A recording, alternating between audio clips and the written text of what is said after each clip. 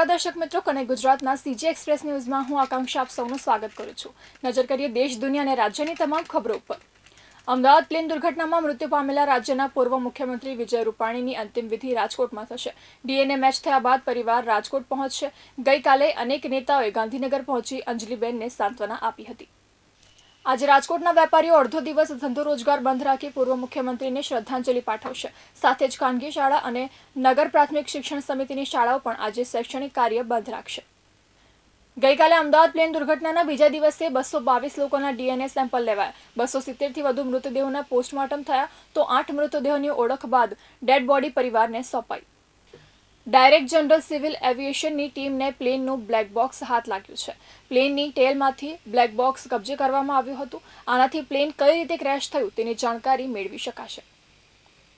રાજકોટમાં ચાલુ ટ્રેનમાં ચડવા જતા મહિલાએ જીવ ગુમાવ્યો છે। મહારાષ્ટ્રના વૃદ્ધા પરિવાર સાથે જાત્રાએ નીકળ્યા હતા। રાજકોટ રેલવે સ્ટેશન પર પાણીની બોટલ લેવા ઉતર્યા અને ટ્રેન ચાલુ થઈ જતા વૃદ્ધાનો પગ લપસ્યો અને ટ્રેન નીચે આવી જતા મૃત્યુ પામ્યા હતા।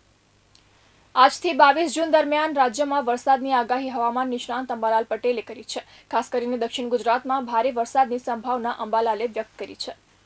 મોરબી ટ્રિપલ મર્ડર કેસમાં સેશન્સ કોર્ટે ઐતિહાસિક ચુકાદો આપ્યો છે। કોર્ટે 11 આરોપીઓને આજીવન કેદની સજા અને દરેકને 56,000 રૂપિયાનો દંડ ફટકાર્યો છે। શુક્રવારે પંજાબના પઠાણકોટમાં વાયુસેનાના અપાચે હેલિકોપ્ટરનું ઇમરજન્સી લેન્ડિંગ કરવામાં આવ્યું હતું। હેલિકોપ્ટર પઠાણકોટ એરબેઝથી ઉડાન ભર્યું હતું। તેમાં ટેકનિકલ સમસ્યા સર્જાતા ઉતારી લેવામાં આવ્યું હતું।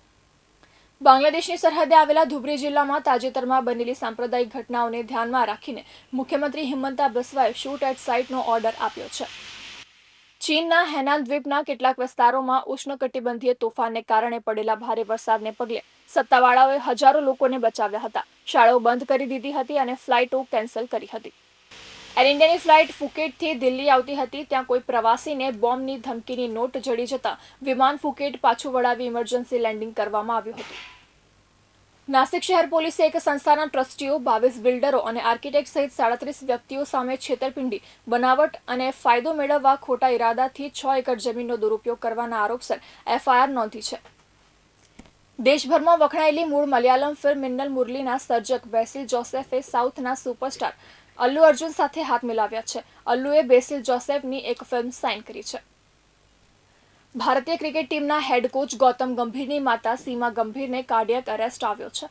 ગંભીરને આ અંગેની જાણ થતાં જ ઇંગ્લેન્ડથી પરત ભારત ફર્યા હતા। કરિશ્મા કપૂરના ભૂતપૂર્વ પતિ સંજય કપૂરનું ગઈકાલે લંડનમાં હાર્ટ એટેકથી મૃત્યુ થયું હતું। 53 વર્ષીય સંજય કપૂરે પોતાના મૃત્યુના થોડા સમય પહેલા જ અમદાવાદ પ્લેન ક્રેશ માટે સંવેદના વ્યક્ત કરી હતી। તો આ હતા કનેક્ટ ગુજરાતના આજના સીજી એક્સપ્રેસ ન્યૂઝ। નવા સમાચારો અને વધુ અપડેટ માટે તમે જોડાયેલા રહો કનેક્ટ ગુજરાત સાથે। ત્યાં સુધી મને રજા આપશો। નમસ્કાર।